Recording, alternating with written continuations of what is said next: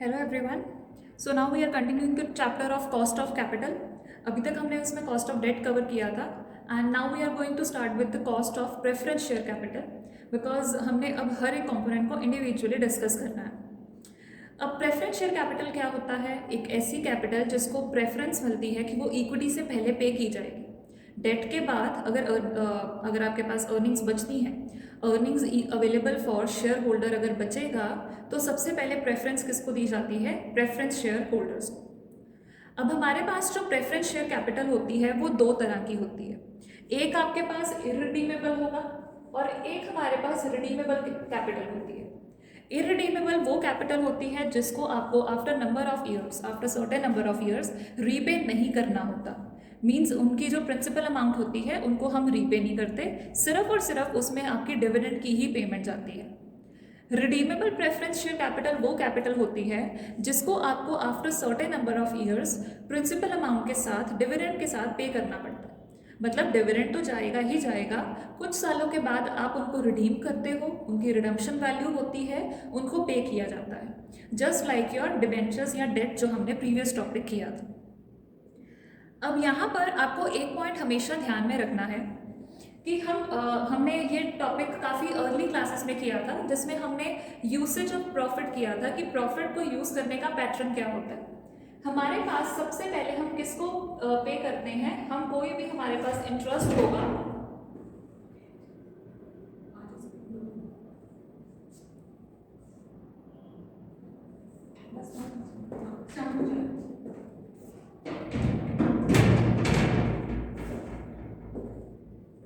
हमारे पास जो भी इंटरेस्ट की अमाउंट होगी उसको सबसे पहले पे किया जाएगा। इंटरेस्ट को पे करने के बाद जो भी बचता है उसके ऊपर आप टैक्स चार्ज करते हो। डन। अब टैक्स चार्ज करने के बाद आपके पास जितनी भी अर्निंग्स बचेंगी सबसे पहले उसमें से हम किसको पे करते हैं? हम प्रेफरेंस डिविडेंड को पे करते हैं। अब क्योंकि हम ऑलरेडी टैक्स चार्ज कर चुके हैं प्रेफरेंस डिविडेंड को पे करने से पहले, इसी वजह से under cost of preference share capital there is no topic of before tax cost और after tax cost because it is always applied after tax only. So there is no concept we will be using under this part. Debt में possible था, क्यों possible था? क्योंकि date में tax से पहले interest charge होना था।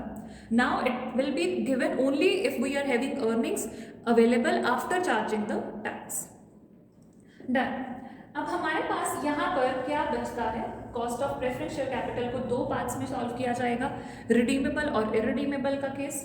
फॉर्मूलाज आपके काफ़ी हद तक सेम है as to the formulas which we have done in a previous videos regarding the cost of debt. K P, के हमें पता है कॉस्ट ऑफ कैपिटल है, पी हो गया for preference share capital which is equal to D upon N P into 100। अब D क्या है? D means the dividend which you have to pay to your equity share holders, preference share holders. NP क्या है? Net proceeds है। अब net proceeds का formula again same है जो हमने प्रीवियस क्लासेस में कवर किया था। नेक्स्ट फॉर्मूला है आपका cost of redeemable preference share capital. Again KP is equal to D which means dividend 1 upon N। N का मतलब क्या हुआ? कितने सालों के बाद आपने उस अपने डेट को अपने प्रेफरेंस शेयर कैपिटल की प्रिंसिपल वैल्यू को पे करना है। RV क्या है? आपकी रिडम्पशन वैल्यू है जो आप पे करोगे after certain number of years, minus NP। NP is again your net proceeds divided by half of RV plus NP multiply by 100। The formula is exactly same to the thing which is almost same to the thing which we have done before. There is difference of just D and I. Here we used I in the case of cost of debt and now we are using dividend. और इसमें आपका 1 minus 2 apply ही नहीं होगा because it is not the case applicable. तो यहाँ पर भी again आपकी जो value आएगी प्रेफरेंस शेयर कैपिटल की कॉस्ट की वो परसेंटेज में आएगी। बाय इन परसेंटेज बिकॉज हम दोनों फॉर्मूलाज के पीछे परसेंटेज के साथ मल्टीप्लाई कर रहे हैं, multiply by 100।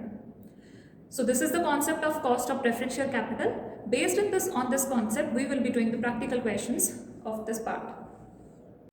So now we have one practical question. A company issues 10% preference shares of rupees 100 each. एक कंपनी ने 10,000 शेयर्स इशू किए हैं। एक शेयर के ऊपर जो डिविडेंड जाएगा वो 10% है और एक शेयर की वैल्यू क्या है? Rupees 100 each. Redeemable after 10 years at a premium of 5%।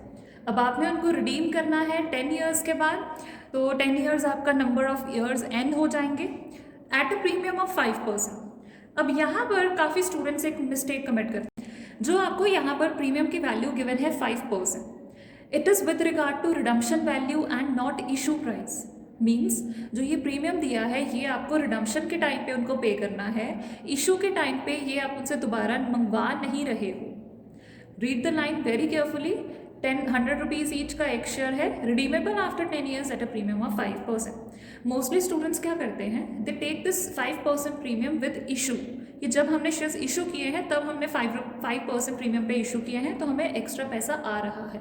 No, ये हम उनको एक्स्ट्रा पे करेंगे जब हम 10 ईयर्स के बाद रिडीम करेंगे। The cost of issue is ₹2 पर शेयर। अब कॉस्ट ऑफ इशू यहाँ पर आपका क्या है, फ्लोटेशन कॉस्ट है, जो हम नेट प्रोसीड्स निकालने के टाइम पे यूज़ करते हैं। कैलकुलेट केपी मीन्स अब यहाँ पर आपको cost of preference share capital को कैलकुलेट करना है। अब क्योंकि ये रिडीमेबल डेट है, हम फॉर्मूला अपना डिटेल्ड वाला ही लगाएंगे।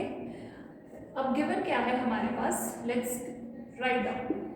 सबसे पहले मैं इस क्वेश्चन को टोटल नंबर ऑफ शेयर्स के साथ सॉल्व नहीं कर रही, पर यूनिट प्राइस के साथ ही सॉल्व कर रही हूँ।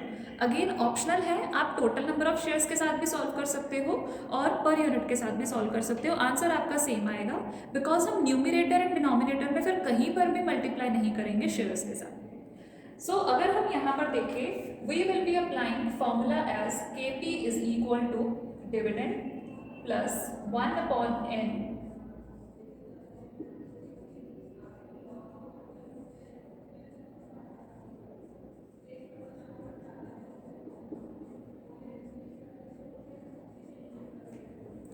This is the formula which we have to apply. अब इस फॉर्मूले के अकॉर्डिंग देखें तो हमारे पास कौन कौन सी वैल्यू है। सबसे पहले हम निकालते हैं डी हमें गिवन है 10%। अब 10% आपने किसके ऊपर चार्ज करना है, आपकी फेस वैल्यू पे। एक शेयर की फेस वैल्यू कितनी है, 100 rupees. So we will be calculating it on ₹100, तो वो आपकी वैल्यू कितनी आ जाएगी, ₹10। मतलब एक शेयर के पीछे 10 रुपये का आपको डिविडेंड अर्न हो। नेक्स्ट हमें चाहिए एन हमें गिवन है 10 ईयर्स, बिकॉज हमने उसको आफ्टर 10 ईयर्स रिडीम करना है, so it is given. Next हमें चाहिए आरवी होता है आपका रिडीमेबल वैल्यू या फिर आपका रिडम्पशन वैल्यू। अब आरवी देखो, आपने 5% प्रीमियम पे करना है। प्रीमियम किसके ऊपर अप्लाई होगा, फेस वैल्यू पे। मतलब एक शेयर 100 रुपये का है, आप जब उसको रिटर्न करोगे तो आप 100 रुपये के ऊपर 5% का प्रीमियम लगा कर दोगे। सो 100 प्लस 5% इज द प्रीमियम, किसके ऊपर अप्लाई होगा, 100 रुपीज़ के ऊपर, तो वो 5 रुपीज़ आंसर आ जाएगा। तो यहाँ से अगर हम देखें तो हमारी रिडम्पशन वैल्यू कितनी है, 105 रुपीज़। ये आ गई आपकी आरवी। अब हमने निकालना है हमारी एनपी कितनी है, हमारे नेट प्रोसीड्स कितने हैं। So if we calculate net proceeds here, हमने शेयर को इशू किया है एक शेयर एज 100, क्योंकि कुछ भी बताया नहीं है कि डिस्काउंट पे है, प्रीमियम पे है। सो वी आर अज्यूमिंग कि हमने एक शेयर को 100 रुपये पे इशू किया है। बट हमारे पास इस केस में फ्लोटेशन कॉस्ट आ गई।